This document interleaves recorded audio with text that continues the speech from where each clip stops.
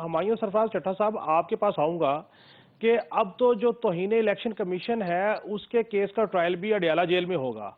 और एक बड़ी खूबसूरत कमेंट आया इलेक्शन कमीशन की जानिब से कि पहले इन लोगों को इलेक्शन कमीशन नोटिस करता था, बुलाता था तो ये पेशियां ले जाते थे, चेयरमैन तहरीक इंसाफ हो या फवाद सन फवाद हो, फवाद चौधरी हो। और अब वो कहते हैं कि जी आप बुलाएं, हम आने को तैयार हैं, लेकिन अब इंतजामिया लाने को तैयार नहीं है। तो इस cipher case, 190 million pound case, और ये जो मामला है इलेक्शन कमीशन की तौहीन इलेक्शन कमीशन के केस का, अडियाला जेल में इनके जो है वो ट्रायल होंगे। कानूनी तौर पे आप क्या समझते हैं, ये ठीक है? देखिए, कानून में इसकी गुंजाइश मौजूद ज़रूर है कि जो अगर कुछ सिक्योरिटी मामलात या कुछ इस किस्म की अगर मुश्किलात हों तो जेल के अंदर ट्रायल किए जा सकते हैं। और जेल में ट्रायल्स होते भी हैं। जो मुजरम बड़े ख़तरनाक समझे जाते हैं, मैं उस कॉन्टेक्स्ट में बात कर रहा हूँ, तो उनको उनके जो ट्रायल्स हैं वो जेल में होते हैं।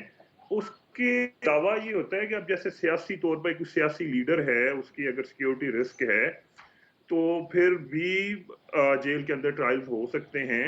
पॉसिबिलिटी ज़रूर है कानून के अंदर, लेकिन उसमें एक चीज़ जो इंश्योर करनी चाहिए गवर्नमेंट को, अदालतों को, वो ये है कि इंसाफ की जो फराहमी है, यानी कि कोई उसके ऊपर कोई एतराज़ ना कोई किसी किस्म का लगा सके कि जी ट्रायल्स फेयर नहीं हुए या राइट्स जो होते हैं पूरे के पूरे मुलजिम को वो दिए जाएं। तो ये इस चीज़ को ज़रूर गवर्नमेंट को मद्देनज़र रखना चाहिए या अदालतों को मद्देनज़र रखना चाहिए। उसके अलावा मुझे लगता है कि ये एक अच्छी चीज़ है, बजाय इसके कि जैसे पाकिस्तान के हमारे कल्चर में होता है कि पूरे के पूरे शहर जो हैं वो बंद कर दिए जाते हैं। अमूमन कचहरियाँ जो हैं वो शहरों के सेंटर में होती हैं।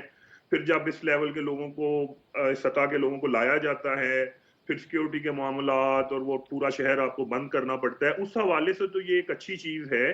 और लेकिन उसके साथ ये चीज़ इंश्योर करनी चाहिए कि तहरीक-ए-इंसाफ किसी किस्म का कोई इसके ऊपर कोई इल्ज़ाम ना लगा सके। और ये प्रोसेस जो है शफ़ाफ़ियत के लिहाज से ये अवाम के अंदर इसकी पज़ीराई होनी चाहिए।